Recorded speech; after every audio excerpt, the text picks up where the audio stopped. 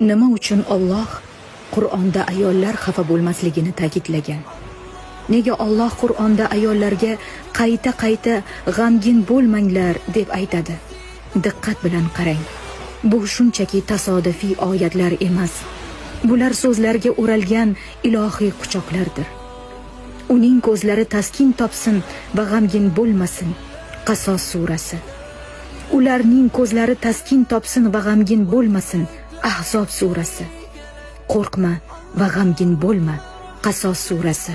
G'amgin bo'lma. Maryam surasi. Yana va yana qayta g'amgin bo'lma, qayg'uga botma, qo'rqma. Ayolning qayg'usi shunchaki his-tuyg'u emas.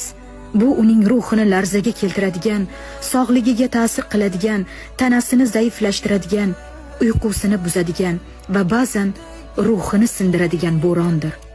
Bu g'am uni ko'zlaridagi uchqunni o'chirishi va yuragidagi kuchni olib qo'yishi mumkin. Va Alloh Ar-Rahmondir, u rahimlidir. Mana nima uchun Robbing senga mehr bilan Qur'onda shunday demoqda. Mana nima uchun g'amgin bo'lma, qo'rqma, ko'zlaring taskin topsin demoqda. Chunki u biladi, ayolning qayg'usi faqatgina ko'z yoshlarida qolmaydi.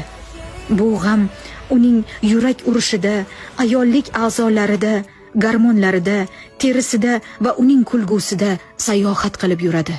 Shuning uchun agar siz buni qalbingiz tug'yon urib, kechalari yashirin, unsiz yig'layotgan ko'zlar bilan o'qiyotgan, eshitayotgan bo'lsangiz, shuni biling. Seni ko'z yoshlaringni ko'rdi. Og'rig'ing yozildi. Dardingga shifo kuni belgilab qo'yildi. Robbim buni o'zi uchun emas, balki seni eslab qolishing uchun takrorlaydi. Sen yolg'iz emassan ayol. Sukunatda sinib,